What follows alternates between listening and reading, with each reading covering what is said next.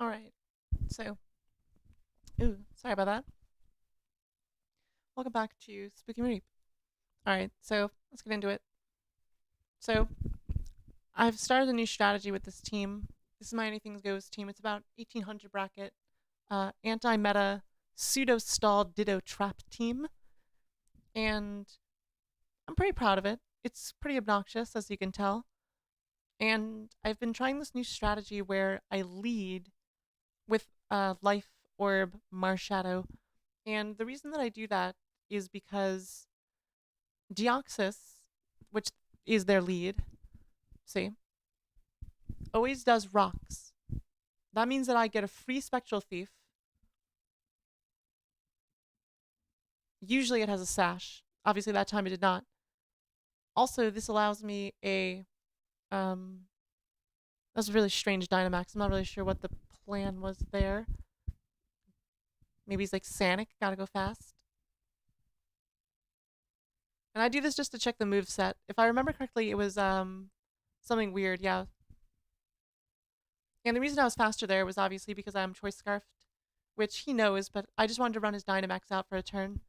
And then I can just switch into my Belk. And this gives me a free setup turn. I use that turn to set up. I remove some of their attack. And also what this does is it allows me to defog because I want my Shedinja to remain alive. So what I'm doing here is just Rocky Helmet stalling.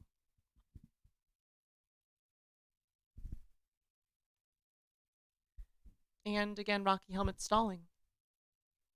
I mean, that must be so frustrating to play against. So Zacian is actually not the play here because my Quagsire is still up, as is my Shedinja, which gives me a free burn and or a read on a switch of Toxic, which I did read. So I got the Toxic, which is not great, but it's pretty darn good. I'm not really sure what they were shooting at there. I think maybe that they were reading I would go Toxapex because they would think that I would use Fire Punch. And the reason they stay in there, I've asked, is because most land races are scarfed, so usually that Sacred Fire is free. Obviously, in this case, it was not. And I usually would read that switch. Yeah, I did. I read the switch. Toxapex comes in. This time he does go for the Fire Punch, which means that he goes for the Precipitable Blades next. That's usually how it goes. Precipitous Blade? What's it called? Precipital something blade.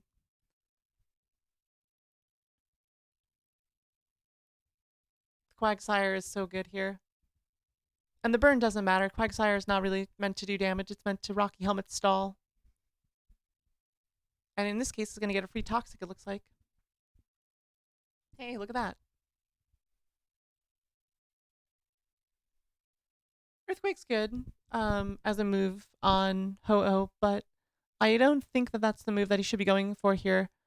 I think he should really be switching to Yveltal because it does actually threaten me. He's probably just stalling because he knows he has Regenerator. So I wouldn't be surprised if he switches this turn. And that's just such an obvious, like, it's so telegraphed. And so I was able to switch to Scald there in anticipation for the switch. And now that I know that he has no coverage, because I saw that he has extra Sword Dance, and Sword Dance definitely takes the place of like something like Fire Fang or something else. So that trick there was pretty good. And now it's just a PP stall because I can endlessly Regenerator switch in and out. Ooh, the defog read. That's actually an incredible read on my part. Because I had switched into it, I did know that he had the defog, so that wasn't like a totally blind switch.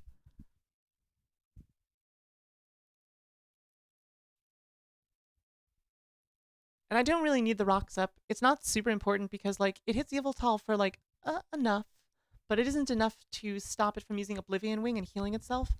And he already wasted his Dynamax, so it would really only be the move he'd go for if not Dark Pulse. And he's definitely saving the Dark Pulse for when appropriate, which now would be the time. And so there we see the Oblivion Wing, and so that's why the rocks wouldn't be super important. But it does allow me to get a Toxic off onto it. And that pretty much solidifies the win for me because that was really my win condition because now it does not have a way to heal, um, even with Roost, if it does have Roost set. It does not have a way to keep up with the amount of toxic damage that it's going to be taking every turn, nor can it burst through my wall because he blew Dynamax earlier, if you remember, using Max Airstream with this jank set on Arceus.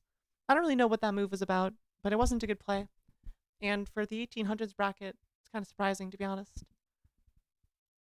This is probably a little bit lower ELO. This is probably like 1400. Yeah, 1630. My ranking fluctuates hugely because I play stupid teams and I lose a lot while testing them, and I often test them on my YouTube, name. So, but yeah, I'll spare you. This goes on, it goes on, and eventually it ends. But yeah, that was the ending of the game. All right, let's do another one.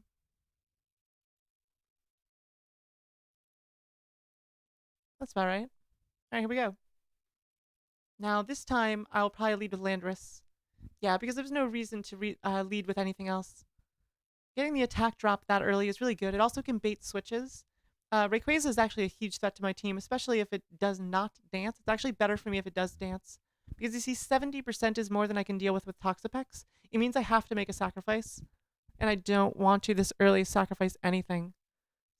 In this case, I got lucky. He low rolled, so my sacrifice was actually not a sacrifice. It actually worked out. But really, all that does is buy me a single turn and sacrifice my Landorus. And you can see the desperation switching here for me.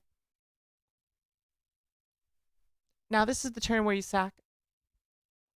And then that puts Marshadow in position to either hit with Ice Punch or, if needed... Ooh, Ditto was not the play there. I should not have gone for that. The correct play would have been to go for Marshadow.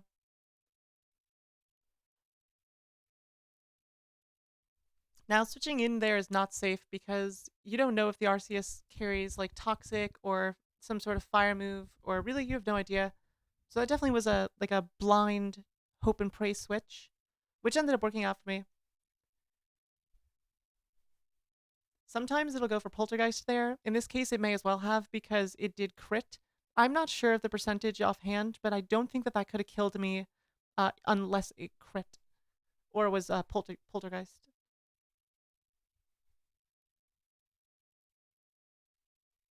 And so in this case, I'm just trying to get Defog off, which it looks like I will be able to do. Which just in time too, because Kyogre is the reason that I absolutely need in order to win. Oh, sorry, is that just hovering that whole time? That's so annoying.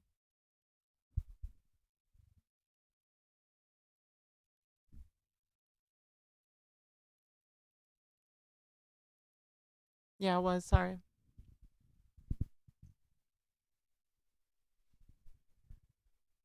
Ditto is actually a pretty good switch here. Ooh, how do you like that? Now that's quite the play, huh? You switch in Ditto because you know that he can only go for, or only will go for, Shadow Sneak. And that is actually probably the game-winning move because if that Paralyze had not ticked, I probably would have won, or I probably would have lost. And so I say in the chat, you see me say oof.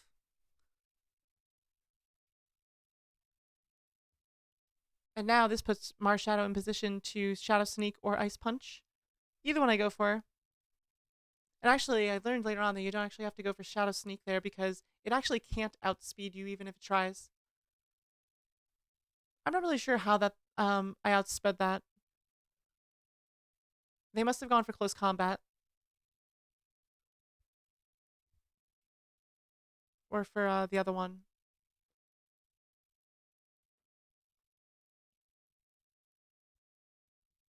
Oof. But yeah, this game's over. And you can see they were forced to play around Zacian because they know, probably because most experienced players know, that you really can't get away with playing Zacian against a Ditto team. And yeah, that's the end of that. played. Alright, we'll do one more. Cobalion. So this is my Gen 7 team. Laughing my ass off. No rocks.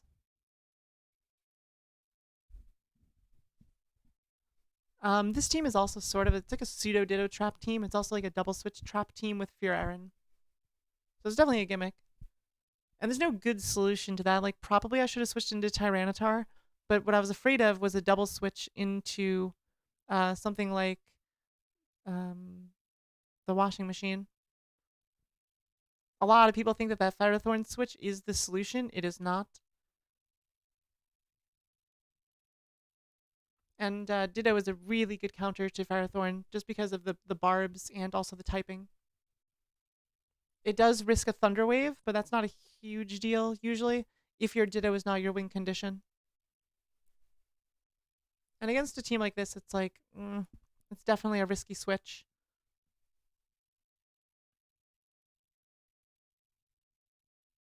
The Rocky Helmet actually helped me there because it allowed me to do this rather than wasting that turn to switch into like a Hydro Pump with sand defense, like Sandstorm defense.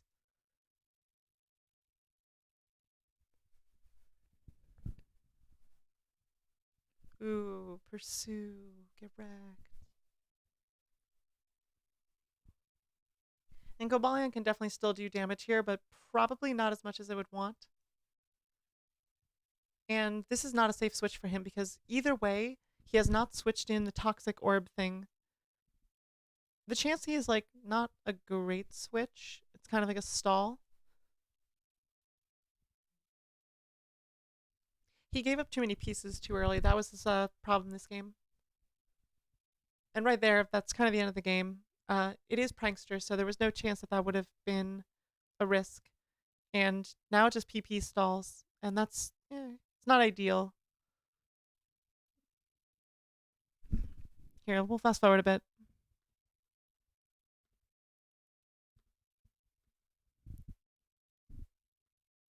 So it looks like I'm going to try to shoot for the burn here because he can Volt Switch, and that's fine, but it won't do enough to matter because it's off type and it's a. Usually they go full send. Oh yeah, see there, the Glysaur's burned, and that's the game.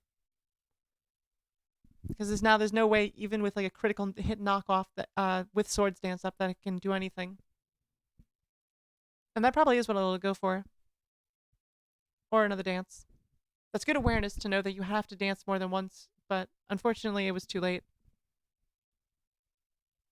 Like once you're burned with Glysaur, you don't want that. That's the end of it. Actually, Chansey does pretty much hard counter because even the crit only does about like 70% damage. So we can fast forward to like just watch the turns like 31, 32, 33, 34. And now I'm just PP stalling because I realized that like I actually am not in a good position there. And then it just becomes a switch fest, but they actually really can't win. It's kind of just in a loop here. It's an unfortunate stall, but it is what it is. So now we're on turn 50. And that's a free heal because of Natural Cure. So as soon as I switch out, that'll wake the Ditto up, see? So there's no problem there. Obviously, Cobalion is, it has, I think, leftovers. It must. Oh, no, it is slowly chipping it, isn't it? Back to the Chansey. And right now, I'm just trying to waste his stall PP, which, thank God, Gen 9 is actually taking that to concern and removing that from the game, or at least nerfing it significantly by, like, significantly dropping the Pokemon power. I think from, like, base 12 or something like that, down to, like, it's going to get 8 total. Like 5, I think, will be like the base. So like, yeah, 8 because you can use like the special items or whatever to get more Pokemon powers or something. But yeah, this game's over. Anyways, guys, thanks for joining.